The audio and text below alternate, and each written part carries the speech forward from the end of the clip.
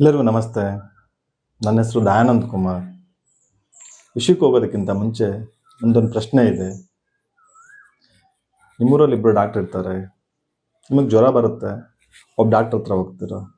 ಅವರು ಜ್ವರ ಅಂತ ಗೊತ್ತಾದ ತಕ್ಷಣ ಒಂದು ಇಂಜೆಕ್ಷನ್ 2 ಮಾತ್ರೆ ಕೊಟ್ಟು ಕಳಿಸ್ತಾರೆ. ಮತ್ತು ಇನ್ನೊಬ್ಬ ಡಾಕ್ಟರ್ ಹತ್ರ, 2ನೇ ಡಾಕ್ಟರ್ ಹತ್ರ ಹೋಗ್ತೀರಾ. ಅವರು ನೀವು ಹೋದ ತಕ್ಷಣ ಕುತ್ಕೊಳ್ಳಿ ಅಂತೇಳಿ, ನಿಮ್ಮ ಪ್ರಾಬ್ಲಮ್ ಹೇಗಿದೆ, ಯಾವಾಗಲಿಂದ ಜ್ವರ ಸ್ಟಾರ್ಟ್ ಆಯಿತು, ನೀವು ಯಾವ ರೀತಿ ಮೆಡಿಸನ್ ಹಿಂದೆ ತೊಗೊಂಡ್ರಿ ಅದೆಲ್ಲ ಕೇಳಿ ಒಂದು 5 ನಿಮಿಷ ನೀವೇನು ಹೇಳ್ತಿರೋದನ್ನೆಲ್ಲ ಆಲಿಸಿ ಆ ನಂತರ ಅವರು ಅದೇ ಇಂಜೆಕ್ಷನ್ನು ಮಾತ್ರೆ ಕೊಟ್ಟು ಕಳಿಸ್ತಾರೆ. ಈಗ ನನ್ನ ಪ್ರಶ್ನೆ ಏನಪ್ಪ ಅಂದರೆ, ಯಾವ ಡಾಕ್ಟ್ರನ್ನ ಒಳ್ಳೆಯವರು ಅಂತ ಕರಿತೀರಾ? ಆಬ್ವಿಯಸ್ಲಿ 2ನೇ ಡಾಕ್ಟ್ರನ್ನ ಒಳ್ಳೆಯವರು ಅಂತ ಕರಿತೀರ. ಯಾಕೆ ಅಂದರೆ, ಅವರು ನಾವು ಹೇಳೋದನ್ನ ಗಮನದಿಂದ ಆಲಿಸಿ ಆ ನಂತರ ಅವರು ನಮಗೆ ಚಿಕಿತ್ಸೆ ಕೊಟ್ಟರು ಅಂತ. ಮನುಷ್ಯನ ಸ್ವಭಾವನೆ ಹಾಗೆ, ನಾವು ಹೇಳೋ ಮಾತನ್ನ ಯಾರಾದರೂ ಕೇಳಿಸ್ಕೊಳ್ಬೇಕು ಅಂತ ಹಪಾಪಿ ನಮ್ಮಲ್ಲಿ ಜಾಸ್ತಿ ಇರುತ್ತೆ. ನಮ್ಮಲ್ಲಿ ಎಷ್ಟೊಂದು ಭಾವನೆಗಳಿಗೆ ನೋವಾಗುವಂಥ ಪರಿಸ್ಥಿತಿ ಇರುತ್ತೆ.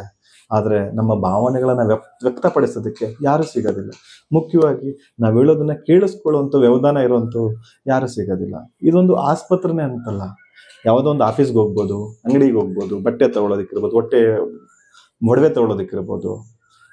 ಅದು ಅಲ್ಲದೆ ದೇವಸ್ಥಾನಕ್ಕೆ ಹೋಗ್ಬೋದು, ಅಲ್ಲಿ ಪೂಜಾರಿನೂ ಅಷ್ಟೇ. ನಿಮ್ಮ ಹತ್ರ 1-2 ಮಾತಾಡಿ ನೀವು ಹೇಳಿದ್ದನ್ನು ಕೇಳಿಸ್ಕೊಂಡು ನಂತರ ಅವ್ರು ಪೂಜೆ ಮಾಡಿಕೊಟ್ರೆ ಮತ್ತೆ ಆ ದೇವಸ್ಥಾನಕ್ಕೆ ಹೋಗೋಣ ಅಂತ ಖುಷಿ ಇರುತ್ತೆ ನಿಮಗೆ. ನಾನು ಇದೇ ವಿಷಯದ ಬಗ್ಗೆ ಮಾತಾಡಬೇಕು ಅಂತ ಅಂದ್ಕೊಂಡಿದ್ದೀನಿ. ಇದನ್ನು ನಾವು ಸಕ್ರಿಯ ಆಲಿಸುವಿಕೆ ಅಂತೇಳಿ ಕರೀತಾರೆ.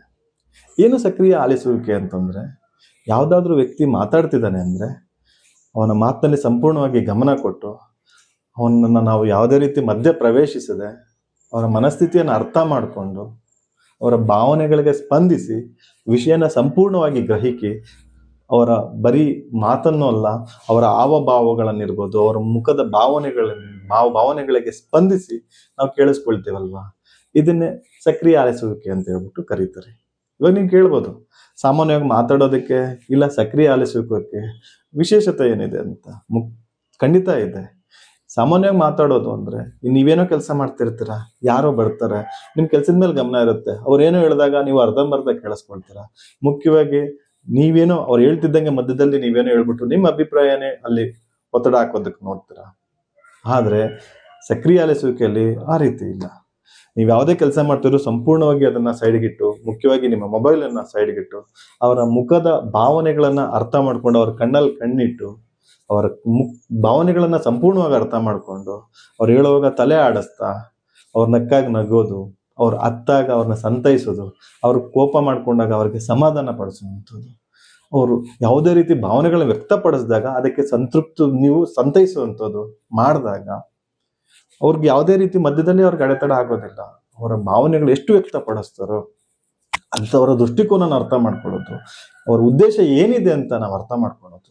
ಕಡೆಗೆ ನಿಮ್ಮಲ್ಲಿ ಏನಾದ್ರು ಸಣ್ಣ ಪುಟ್ಟ ಸಂದೇಹಗಳಿದ್ರೆ ಅವ್ರನ್ನೇ ಕೇಳೋದು, ಯಾಕಾಯ್ತು, ಏನಾಯ್ತು ಅಂತ ಎಲ್ಲವನ್ನು ಕೇಳಿ ಕಡೆಗೆ ನಿಮ್ಮ ತೀರ್ಮಾನನೂ ಬೇಕಿಲ್ಲ, ಅವ್ರಿಗೆ ನಿಮ್ಮ ಸೊಲ್ಯೂಷನ್ ಬೇಕಿಲ್ಲ, ಆದ್ರೆ ಅವರನ್ನು ಹೇಳಿದ್ದನ್ನ ಸಂಪೂರ್ಣವಾಗಿ ನೀವು ಕೇಳಿಸ್ಕೊಳ್ತೀರಲ್ಲ, ಇದನ್ನ ಸಕ್ರಿಯ ಆಲಿಸುವಿಕೆ ಅಂತೇಳಿ ಕರೀತಾರೆ. ನಾನು ಇವತ್ತು ಈ ಟಾಪಿಕ್ ಯಾಕೆ ಎತ್ಕೊಂಡಿದ್ದೀನಿ ಅಂದ್ರೆ, ಈಗಿನ ಬ್ಯುಸಿ ಸಮಾಜದಲ್ಲಿ ಯಾರು ನಮ್ಮ ಮಾತನ್ನ ಕೇಳುವಷ್ಟು ವ್ಯವಧಾನ ಇರೋದಿಲ್ಲ. ಎಲ್ಲರಿಗೂ ನಾನು ಹೇಳಿದ್ ಕೇಳಬೇಕು ಅಂತಿರುತ್ತೆ ವಿನಃ ಬೇರೆಯವರು ಹೇಳೋದನ್ನ ಕೇಳಿಸ್ಕೊಳ್ಳೋಣ ಅನ್ನೋಷ್ಟು ತಾಳ್ಮೆ ಕೂಡ ಇರೋದಿಲ್ಲ.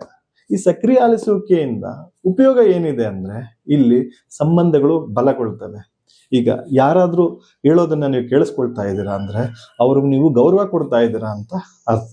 ಸೊ ಅವ್ರ ಮಾತಿಗೆ ನೀವು ಬೆಲೆ ಕೊಟ್ಟಾಗ ಆಬ್ವಿಯಸ್ಲಿ ಅವರು ನಿಮ್ಮ ಮೇಲೆ ನಂಬಿಕೆ ಇಡ್ತಾರೆ.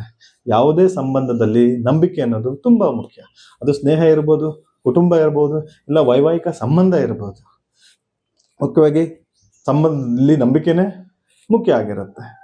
ಸೊ ನೀವು ಅವ್ರ ಮಾತನ್ನ ಕೇಳಿಸ್ಕೊಳ್ತಾ ಇದ್ರ, ಅವ್ರ ಭಾವನೆಗಳ ಅರ್ಥ ಮಾಡ್ಕೊಳ್ತಿದ್ರ ಅಂದ್ರೆ ಸಮಾಜದಲ್ಲಿ ನಿಮಗೆ ಒಂದು ಉನ್ನತವಾದಂಥ ಒಂದು ಸ್ಥಾನ ಇರುತ್ತೆ. ಎಲ್ಲರೂ ನಿಮ್ಮನ್ನು ನೋಡುವಂಥ ದೃಷ್ಟಿಕೋನ ಕಡಿಮೆ ಆಗುತ್ತೆ.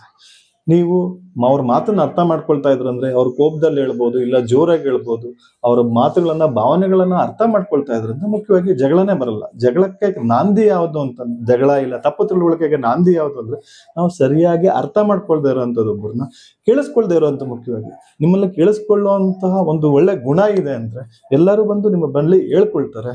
ಅದು ಅಲ್ಲದೆ ಜೀವನದಲ್ಲಿ ನೀವು ಜಗಳನೇ ಇಲ್ಲದೆ ಇರುವಂತಹ ಒಂದು ಒಳ್ಳೆ ಜೀವನವನ್ನ ನೀವು ನಡೆಸ್ಬೋದಾಗುತ್ತೆ. ಮತ್ತೊಂದು ಮುಖ್ಯವಾಗಿರೋದೇನು ಅಂತಂದ್ರೆ, ನೀವು ಮಾತಾಡ್ತಿದ್ದೀರಾ ಅಂತಂದ್ರೆ ನಿಮಗೆ ಗೊತ್ತಿರೋದನ್ನ ಹೇಳ್ತಿದ್ದೀರ ಅಷ್ಟೇ. ಆದ್ರೆ ನೀವು ಕೇಳಿಸ್ಕೊಳ್ತಾ ಇದ್ದೀರ ಅಂದ್ರೆ ನಿಮಗೆ ಗೊತ್ತಿಲ್ಲದೆ ಇರೋದನ್ನ ನೀವಲ್ಲಿ ತಿಳ್ಕೊಳ್ತಾ ಇದ್ದೀರ. ಮುಖ್ಯವಾಗಿ ಶಾಲಾ ಕಾಲೇಜುಗಳಲ್ಲಿರ್ಬೋದು, ಇಲ್ಲ ಪಾಠ ಪ್ರವಚನಗಳಲ್ಲಿ ಗುರು ಹಿರಿಯರು ಏನೇ ಹೇಳ್ತಿದ್ದಾರೆ ಅಂತಂದ್ರೆ ಅವರಲ್ಲಿ ಅವರ ಅನುಭವಗಳನ್ನ ನಿಮ್ಮ ಹತ್ರ ಶೇರ್ ಮಾಡ್ಕೊಳ್ತಿದ್ದಾರೆ ಅಂತ. ಅನುಭವಗಳನ್ನ ಶೇರ್ ಮಾಡ್ಕೊಳ್ತಿದ್ದಾರೆ ಅಂತಂದ್ರೆ ಅದು ಮುಂದಕ್ಕೆ ನಿಮ್ಮ ಫ್ಯೂಚರ್ಗೆ ಬೇಕಾಗತ್ತೆ. ಇಲ್ಲಿ ನಾಲೆಡ್ಜ್ ಅನ್ನ ನೀವು ಗ್ರಹಿಸ್ತಾ ಇದ್ದೀರಾ ಬೇರೆ ಕಡೆ ಅಂತ. ಸೊ ಅದೇ ಅಲ್ಲದೆ ನಮ್ಮ ಮಾನಸಿಕ ಸಮತೋಲನ ಇರುತ್ತೆ. ಬಿಕಾಸ್ ಯಾರೋ ಒಬ್ಬರು ನಿಮ್ಮ ಭಾವನೆಗಳು ಕೇಳ್ತಿದ್ದಾರೆ ಅಂತಂದ್ರೆ ನಿಮಗೆ ಅದಂತೂ ಬಲ. ಯಾರೋ ಒಬ್ರು ಇದ್ದಾರೆ ನನ್ನ ಭಾವನೆಗಳಿಗೆ ಸ್ಪಂದನೆ ಮಾಡೋಂಥವ್ರು ಇದ್ದಾರೆ ಅಂತ. ಅವಶ್ಯಕ ವಾದಗಳೇ ಅಲ್ಲಿ ಬರೋದಿಲ್ಲ ಪೂರ್ತಿಯಾಗಿ. ಮತ್ತೆ ಇಲ್ಲಿ ಇನ್ನೊಂದು, ನಿಮ್ಮ ಆತ್ಮವಿಶ್ವಾಸ ಬೆಳೆಯುತ್ತೆ. ನಿಮ್ಮ ಆತಂಕ, ಒತ್ತಡ ಇರುತ್ತೆ. ನೀವು ತಿಳ್ಕೊಂಡಿರ್ಬೇಕು. ಯಾರೋ ಒಬ್ಬರು ಬಂದು ಎಲ್ಲ ಹೇಳಿದ್ದಾದ ನಂತರ ಕಡೆಯಲ್ಲಿ ಅಂತಾರೆ, ಅಬ್ಬಾ ಈಗ ನನಗೆ ನಿರಾಳ ಆಯ್ತು ಅಂತ. ಅಂದ್ರೆ ನಿಮ್ಮ ಮನಸ್ಸಲ್ಲಿರೋದನ್ನ ಬೇರೆಯವ್ರ ಹತ್ರ ಹಂಚ್ಕೊಳ್ಳೋದಕ್ಕೆ ಅಲ್ಲಿ ಅವರು ನಿಮ್ಮಿಂದ ಯಾವ ರೀತಿ ಸೊಲ್ಯೂಷನ್ ಎಕ್ಸ್ಪೆಕ್ಟ್ ಮಾಡ್ತಿರೋದಿಲ್ಲ. ಆದ್ರೆ ನೀವು ಅವ್ರ ಮನಸ್ಸಲ್ಲಿರೋದನ್ನ ನಿಮ್ಮ ಹತ್ರ ವ್ಯಕ್ತಪಡಿಸ್ಬೇಕು ಅಂತ ಇರ್ತಾರೆ. ಎಲ್ಲರಿಗೂ ಒಂದ್ ಸ್ವಲ್ಪ ಭಯ ಇರುತ್ತೆ. ನಾವು ನನ್ನ ಮನಸ್ಸಲ್ಲಿರೋದು ಏನೇ ಹೇಳ್ಬಿಟ್ರೆ ಅವ್ರು ಬೇರೆಯವ್ರ ಹತ್ರ ಏನ್ ಹೇಳ್ಕೊಳ್ತಾರೋ ಅನ್ನೋಂತ ಒಂದು ಭಯ ಇರುತ್ತೆ ಅವ್ರಿಗೆಲ್ಲ. ಸೊ ಅವರು ನಿಮ್ಮ ಹತ್ರ ವ್ಯಕ್ತಪಡಿಸ್ತಿದ್ದಾರೆ ಅಂತಂದ್ರೆ ನಿಜ ಅವರು ನಿಮ್ಮ ಮೇಲೆ ಎಷ್ಟೋ ಗೌರವ ಇಟ್ಟಿದ್ದಾರೆ. ಅದೇ ಅಲ್ಲದೆ ಒಂದು ಸ್ಪಷ್ಟತೆ ಸಿಗುತ್ತೆ. ಯಾರೋ ಒಬ್ರು ಏನೋ ಒಂದು ಹೇಳ್ತಿದ್ದಾರೆ ಅಂತಂದ್ರೆ ಆ ವಿಷಯದ ಬಗ್ಗೆ ನಿಮಗೆ ಸ್ಪಷ್ಟತೆ ಸಿಗುತ್ತೆ. ಸ್ಪಷ್ಟತೆ ಸಿಕ್ಕಾಗ ನೀವು ಅದನ್ನ ಕೂಲಂಕುಷವಾಗಿ ಆಲೋಚಿಸಿ ನಂತರ ಅದಕ್ಕೆ ಪರಿಹಾರ ಕೊಡ್ಬೋದು. ಮುಖ್ಯವಾಗಿ ಇಲ್ಲಿ ಆತ್ಮವಿಶ್ವಾಸ ಇದ್ರೆ ನೀವೇನ್ ಬೇಕಾದ್ರೂ ಮಾಡ್ಬೋದು ಅಂತ ಗೊತ್ತಿದೆ. ಸೊ ಇಲ್ಲಿ ಆತ್ಮವಿಶ್ವಾಸ, ನಿಮ್ಗೊಂದು ಇನ್ಸಿಡೆಂಟ್ ಹೇಳ್ತೀನಿ. ಮಗು ಶಾಲೆಯಿಂದ ಬರುತ್ತೆ, ಬಂದು ಟೀಚರ್ ಹೊಡೆದ್ರು ಅಂತ ಹೇಳ್ತಾರೆ. ಆಗ ನೀವು ಆ ಮಗುನ, ಹೌದಾ ಯಾವ ಟೀಚರ್ ಹೊಡೆದ್ರು, ಹೌದು ನಾನು ಅವ್ರ ಹತ್ರ ಮಾತಾಡ್ತೀನಿ, ನೀನೇನಾದ್ರು ತಪ್ಪು ಮಾಡ್ದಂದಾಗ ಅವ್ರಿಗೆ ತಪ್ಪು ಸರಿ ಯಾವ್ದು ಅಂತ ಗೊತ್ತಿರೋದಿಲ್ಲ. ಅವ್ರು ಏನ್ ಮಾಡಿದ್ರು ಅಂತ ಹೇಳ್ತಾರೆ, ತಪ್ಪಿದ್ರೆ ಈ ರೀತಿ ಮಾಡಬಾರ್ದು, ನಾನು ಟೀಚರ್ ಹತ್ರ ಮಾತಾಡ್ತೀನಿ ಅಂತ ಹೇಳಿದ್ರೆ ಅವ್ರಿಗೆ ಆತ್ಮವಿಶ್ವಾಸ ತುಂಬಾ ಬೆಳೆಯುತ್ತೆ. ನಮ್ಮ ತಂದೆ ತಾಯಿ ನನ್ನ ಮಾತು ಕೇಳ್ತಿದ್ದಾರೆ ಅಂತ. ಅವರು ಶಾಲೆಯಲ್ಲಿ ನಡೆಯೋದು ಪ್ರತಿಯೊಂದನ್ನ ದಿನ ನಿಮ್ಮ ಹತ್ರ ಹೇಳೋದಕ್ಕಾಗತ್ತೆ. ಅಂದ್ರೆ ನಿಮ್ಮ ಸಂಬಂಧ ಅಷ್ಟೇ ಗಟ್ಟಿಯಾಗಿರುತ್ತೆ. ಅದೇ ನೀವು ಅವ್ರು ಬಂದ ತಕ್ಷಣ ಅವರು ಟೀಚರ್ ಹೊಡೆದ್ರು ಅಂದ್ರೆ, ನೀನೇನೋ ತಪ್ಪು ಮಾಡಿರ್ತೀಯ, ಆ ಟೀಚರ್ಗೆ ಹೇಳ್ತೀನಿ ಇನ್ನೂ ಒಂದ್ 2 ಹೊಡೆಯೋದಕ್ಕೆ ಅಂದ್ರೆ ಅವರು ಯಾವತ್ತೂ ನಿಮ್ಮ ಹತ್ರ ಏನೂ ಹಂಚ್ಕೊಳ್ಳೋದಿಲ್ಲ. ಯಾಕೆ ಅಂದ್ರೆ ನಾವ್ ಹೇಳಿದ್ರೆ ಅವ್ರು ನಮ್ಮನ್ನೇ ಬೈತಾರೆ ಅಂತ ಸುಮ್ಮನೆ ಆಗ್ಬಿಡ್ತಾರೆ. ಇನ್ನೊಂದು, ಇತ್ತೀಚಿನ ಸಮಾಜದಲ್ಲಿ ಡಿವೋರ್ಸ್ ಜಾಸ್ತಿ ಆಗ್ತಿದೆ. ಡಿವೋರ್ಸ್ ಜಾಸ್ತಿ ಆಗೋದಕ್ಕೆ ಕಾರಣ ಏನು ಅಂತಂದ್ರೆ ಒಬ್ಬರ ಮಾತನ್ನ ಒಬ್ರು ಅರ್ಥ ಮಾಡ್ಕೊಳ್ಳೋದಕ್ಕೆ ಕೇಳಿಸ್ಕೊಳ್ಳುವಂತ ತಾಳ್ಮೆನೂ ಇರೋದಿಲ್ಲ. ಇಬ್ರು ಕೆಲ್ಸಕ್ಕೆ ಹೋಗ್ತಿರ್ತಾರೆ, ಇಬ್ಬರಿಗೂ ತನ್ನದೇ ಆದಂತ ಕೆಲಸದ ಒತ್ತಡಗಳಿರ್ತವೆ. ಇಲ್ಲೇನಾಗತ್ತೆ, ಗಂಡ ನನ್ನ ಒತ್ತಡ ನೀವ್ರು ಅರ್ಥ ಮಾಡ್ಕೊಂಡ್ಲಿ, ನನ್ನ ಮನಸ್ಥಿತಿ ನೀವ್ರು ಅರ್ಥ ಮಾಡ್ಕೊಂಡ್ಲಿ ಅನ್ಕೊಂಡ್ರೆ, ಹೆಂಡತಿ ನನ್ನ ಮನಸ್ಥಿತಿ, ನಾನು ಈಚೆ ಹೋಗ್ತಿದ್ದೀನಿ, ನಾನು ದುಡಿತಿದ್ದೀನಿ, ನನ್ನ ಮನಸ್ಥಿತಿ ನೀವ್ರು ಅರ್ಥ ಮಾಡ್ಕೊಂಡ್ಲಿ ಅಂತಿರುತ್ತೆ ವಿನಃ ನಾನು ನನ್ನ ಗಂಡನ ಅರ್ಥ ಮಾಡ್ಕೊಳ್ಳೋಣ ಅಂತ ಇರೋದಿಲ್ಲ. ಹೆಂಡತಿ ನನ್ನ ಗಂಡನ ನಾನು ಅರ್ಥ ಮಾಡ್ಕೊಬೇಕು ಅಂತ ಅವ್ರು ಅನ್ಕೊಳ್ಳೋದೇ ಇಲ್ಲ. ಹಾಗೆ ಡಿವೋರ್ಸ್ಗೆ ಹೋಗ್ತಾರೆ. ಕೋರ್ಟ್ಗೆ ಹೋದಾಗ ನೋಡ್ಬೇಕು, ಅವ್ರು ಕೌನ್ಸಿಲಿಂಗ್ ಕಳಿಸ್ತಾರೆ. ಕೌನ್ಸಿಲಿಂಗ್ ಅಲ್ಲಿ ಏನಂದ್ರೆ ಅಲ್ಲೂ ಕೂಡ ಅನ್ಯೋನ್ಯವಾಗಿ ನಿಮ್ಮ ಮಾತುಕತೆ ನಡೀಲಿ ಅಂತ ಹೇಳಿ ಕಳಿಸ್ತಾರೆ. ಸೊ ಈ ರೀತಿ ಮಾತುಕತೆಯನ್ನು ಒಬ್ಬರ ಭಾವನೆಗಳನ್ನ ನೀವು ಅರ್ಥ ಮಾಡ್ಕೊಳ್ಳೋದಾಗ್ಲಿ, ಮುಖ್ಯವಾಗಿ ಕೇಳಿಸ್ಕೊಳ್ಳುವಂತಹ, ಆಲಿಸಿಕೊಳ್ಳುವಂತಹ ನಿಮ್ಮಲ್ಲಿ ವ್ಯವಧಾನ ಇದೆ ಅಂದ್ರೆ ಖಂಡಿತವಾಗಿ ನಿಮ್ಮ ಜೀವನ ತುಂಬಾ ಸುಖಮಯವಾಗಿ ನಡೆಯುತ್ತೆ. ಈ ಕಡೆಯದಾಗಿ ಈ ಸಕ್ರಿಯವಾಗಿ ಆಲಿಸುವುದು ಅಂತಂದ್ರೆ ಇದೇನು ತಂತ್ರ ಅಲ್ಲ, ಇದು ಒಂದು ಜೀವನದ ಕಲೆ. ಇಲ್ಲಿ ನಾವು ಸುಮ್ಮನೆ ಯಾರು ಹೇಳ್ತಿರೋದನ್ನ ಕೇಳ್ತಿರೋದಿಲ್ಲ. ಮನಸ್ಸಿಂದ ಮನಸ್ಸಿಟ್ಟು ಅವರ ಮನಸ್ಸಾಳದ ಮಾತುಗಳನ್ನ ನಾವು ಅರ್ಥ ಮಾಡ್ಕೊಳ್ತಿರ್ತೇವೆ. ಇಲ್ಲಿ ವಿಷಯಗಳನ್ನ ಮನದಟ್ಟು ಮಾಡಿಕೊಂಡು ಅವರ ಮನಸ್ಥಿತಿ ಹೇಗಿದೆ ಅಂತ ಅರ್ಥ ಮಾಡ್ಕೊಂಡು ಅವರ ಉದ್ದೇಶ ಹೇಗಿದೆ, ದೃಷ್ಟಿಕೋನ ಏನು ಅಂತ ನಾವು ತಿಳ್ಕೊಂಡು ಅವ್ರಿಗೆ ನಿಮ್ ಕೈಲಾದಂತಹ ಒಂದು ಉಪಕಾರ ಮಾಡೋದು ಅಂತಂದ್ರೆ ಅವ್ರಿಗೆ ಸೊಲ್ಯೂಷನ್ ಕೊಡುವಂಥದ್ದಾಗ್ಲಿ, ಇಲ್ಲ ಮುಖ್ಯವಾಗಿ ಕೇಳಿಸ್ಕೊಳ್ಳುವಂಥದ್ದಾಗ್ಲಿ ಇಲ್ಲಿ ಬೇಕು. ಸೊ ನಿಮ್ಮಲ್ಲಿ ಎಷ್ಟು ಜನಕ್ಕೆ ಈ ರೀತಿಯಾದಂತ ಒಂದು ಗುಣ ಇದೆ? ಬೇರೆ ಯಾರೇ ಹೇಳಿದ್ರು ಅದನ್ನ ಅವರ ಭಾವನೆಗಳನ್ನ ಅರ್ಥ ಮಾಡ್ಕೊಳ್ಳುವಂತ, ಮುಖ್ಯವಾಗಿ ಅವರ ಮಧ್ಯದಲ್ಲಿ ನೀವು ಮಾತಾಡದೆ ನಿಮ್ಮ ಅಭಿಪ್ರಾಯಗಳನ್ನ ಅವ್ರ ಮೇಲೆ ಹೇರದೆ ಅವ್ರು ಹೇಳಿದ್ದನ್ನ ಕೇಳಿಸ್ಕೊಳ್ಳುವಂತಹ ಗುಣ ನಿಮ್ಮಲ್ಲಿ ಯಾರಿದೆ? ಆ ಗುಣ ಇದ್ದಿದ್ದೆ ಆದ್ರೆ ಖಂಡಿತವಾಗಿ ನೀವು ಜೀವನದಲ್ಲಿ ತುಂಬಾ ಖುಷಿಯಾಗಿರ್ತೀರ. ಸೊ ಈ ವಿಷಯ ನಿಮ್ಗೆ ಇಷ್ಟ ಆಗಿದೆ ಅನ್ಕೊಳ್ತೀನಿ.